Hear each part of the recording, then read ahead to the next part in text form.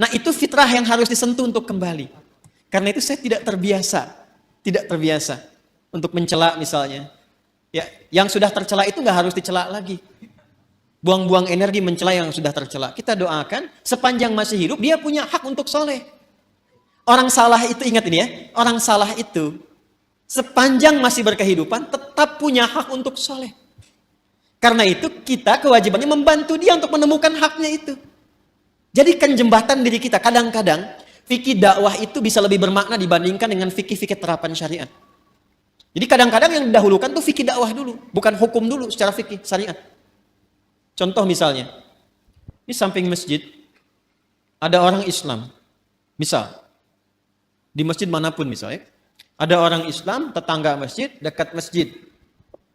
Ilustrasinya, ini masjid misalnya, di sini rumah, ya jarak 5 meter, ini speaker masjid ke sini misalnya. Sepeda ada, motor ada, mobil ada. Tapi masih belum mau ke masjid. Tetangga masjid mengaku beriman, nggak mau ke masjid. Apa hukumnya? Oh, bakar rumahnya. Enggak. Ya? Nah, sebelum kita berbicara hukum haram, hukum halal, hukum ini itu, kita baca dulu dengan fikih dakwah. Hukumnya, ajak dia ke masjid. Paham? Minimal kita doakan dalam sujud. Masih ingat 2 tahun lalu? Selalu begitu kan kisahnya kan? 2 tahun lalu saya pernah cerita kan? Ya, satu kali di satu tempat komplek bagus, tapi bukan di sini. Jangan khawatir warga di sini, bukan di sini. Sebelum saya ke sini. Ada cerita, Ustaz, komplek ini mewah bagus. Tapi warganya muslim belum senang ke masjid, sehingga safnya itu sedikit gitu. Oh begitu Pak, Masya Allah saya bilang. Sudah didoakan? Sudah ditengok? Belum. Kalau begitu begini Pak.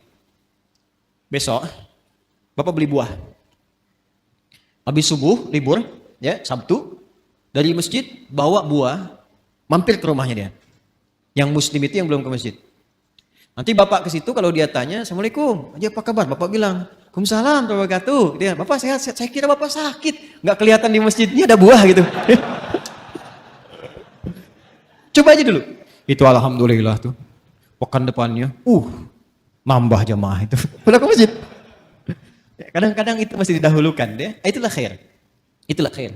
Jadi akumulasi dari setiap ini, khair itu membentuk karakteristik apa? Takwa. Nah ini mesti dioptimalkan. Karena kalau ini keluar, setiap kita insya Allah otomatis jadi orang baik. Ya, pasti dia orang baik tuh, insya Allah. Karena Allah yang jamin. Ini mesti